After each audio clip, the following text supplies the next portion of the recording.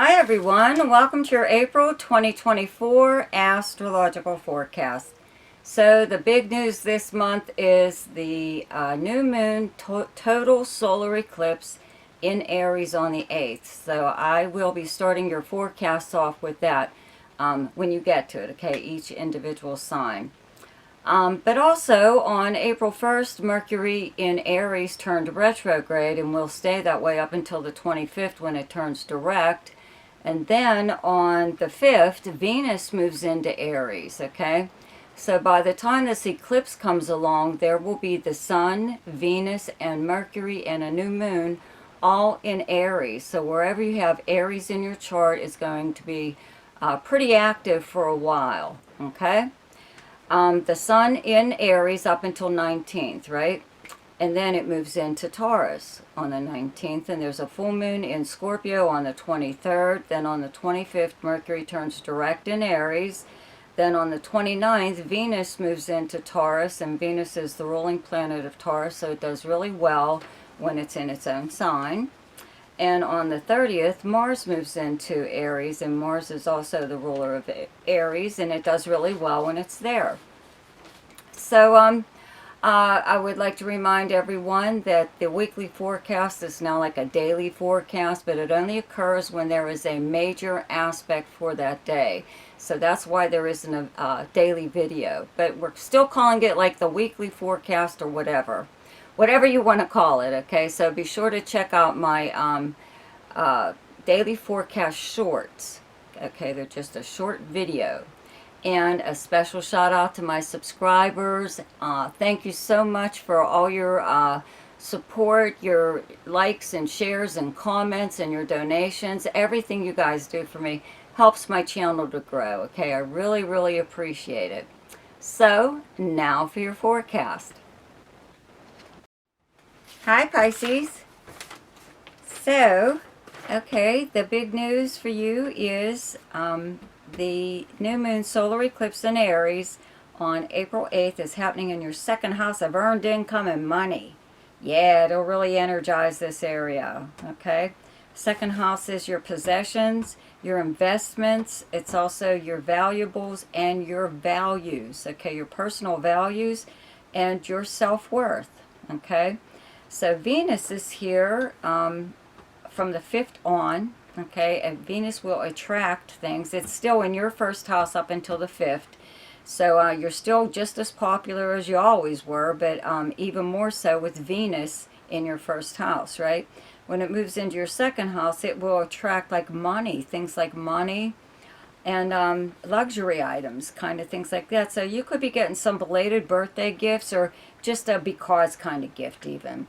And Mercury is retrograde from the 1st till the 25th in Aries in your second house here. So money that you were waiting for or something to turn around in your finances, okay, could happen during a retrograde period, okay. That one of those things, yeah, the check is in the mail, could like be for real, you know, maybe it finally shows up, or some kind of financial like opportunity, or the opportunity to do something different with your money. I mean, I wouldn't invest in anything at this time with Mercury retrograde here.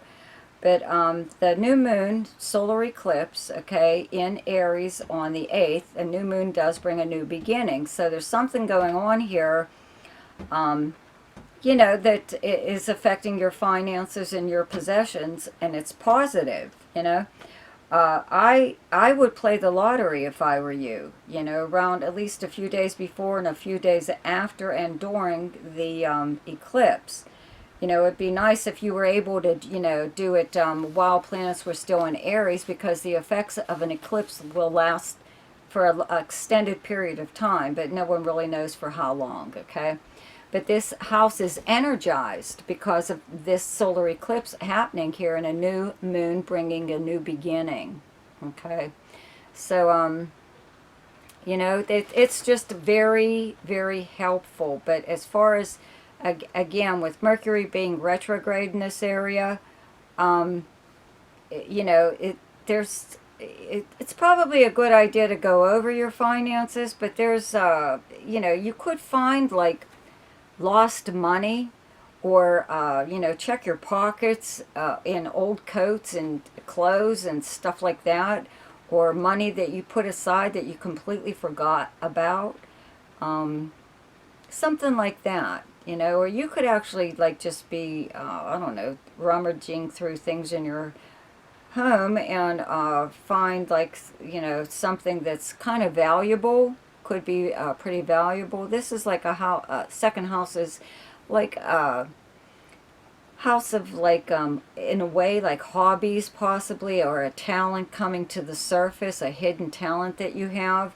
But you could have like, been like a collector or something of collectibles or whatever, and you could find that they are, something you own is far more valuable than you had imagined, and you wouldn't believe what some people will pay for stuff that you thought was junk. Okay, so it's a good idea to like maybe go over stuff that you have, and you may want to consider selling it. It just depends on what it is. Be very, very careful that you're not uh, gypped or something in some way or other, or that's you're not getting the full value. So don't be in a big rush to sell to somebody who's kind of pushy, right? Okay, so Mars is in your sign, okay, till the 30th. So you're like pretty, could be pretty jazzed up to do something, get up and go. Maybe you haven't felt like that for a while. You have Neptune in your sign. It is your ruling planet, but you also have Saturn here, which does kind of deplete your energy a little bit. But when Mars came here in your first house, it did get you, interested in getting up and going and doing stuff. Start either doing stuff around your home or just getting out. You want to get out of the house, okay? But Mars, I'm going to have to check to see if I covered this last month fully. I probably didn't. But when Mars is in your first house or in your own zodiac sign, it's a time for you to pursue things that are personally important to you. In regardless to have, not in regard, regardless of how. We were laughing about this word at one time, in regardless or irregardless, as if it were, I don't even think it's a real word. But anyway, regardless of how anyone else feels about it, okay? That's what Mars is for. It gives you a lot of energy and a lot of confidence, okay, in changing something that is not going your way. Anything in your life that you're dissatisfied with, now's the time to take some kind of action to, do whatever you can to bring it around to the way you want it to be. A lot of times you feel like you're not appreciated. People underestimate you, or they don't appreciate you, period. Like being in their life, and a lot of times when Mars comes along in your sign, you have to remind people what their life would be like without you in it, okay? And I always say, too, this is one of those times where you may find yourself saying to people, if it wasn't for me, you wouldn't have done this, or we wouldn't have that, or this, or whatever. You know what I mean? Like people, like you start to feel like people discount your contribution to not just your life, their life also. People start to take you for granted after a while. So this is what Mars is good for, letting people know, yeah, I exist.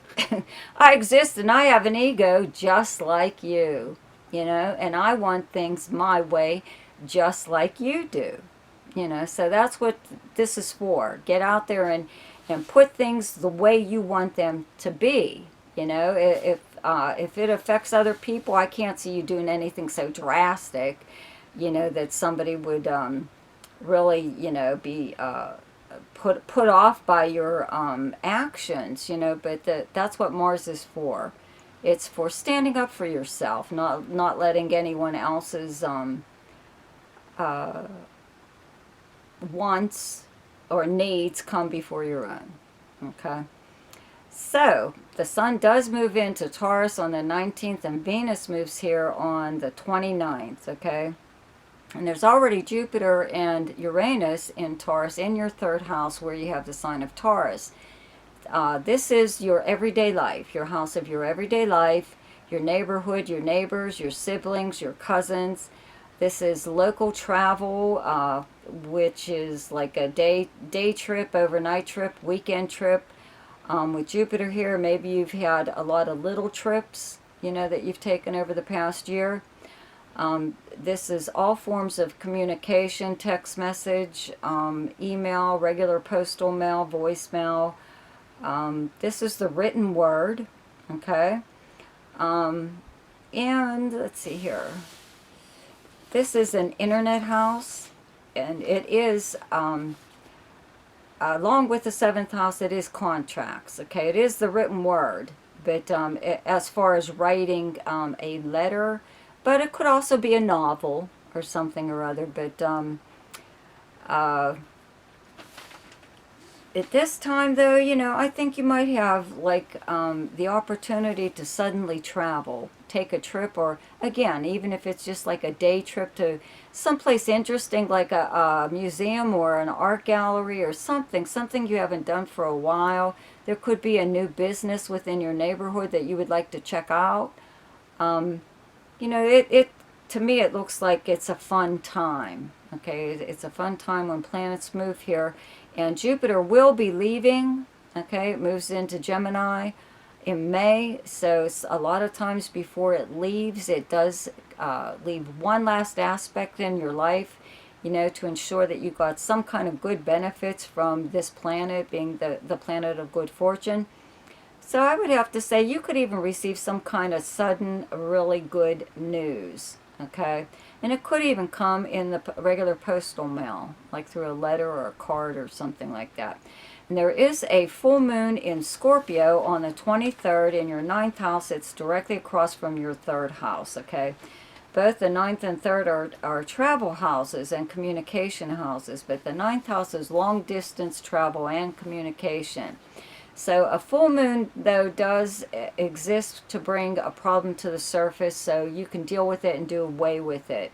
And the 9th house is many, many things. You know, I would just have to say that you may hear about some kind of legal matter, possibly. I believe it's good news. Could be that it's finally moving forward or that it's ended, period. And this is the house of long-distance travel and communications and foreign anything. Okay, people, countries, languages, cultures. So you may hear from someone who does live at a distance even.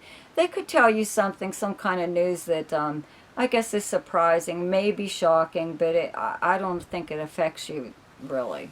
Okay, it probably affects them, but not necessarily you. Okay. So the best time to do something each month is when the moon is in your own sign, and the moon is in Pisces on the 5th, 6th, and 7th.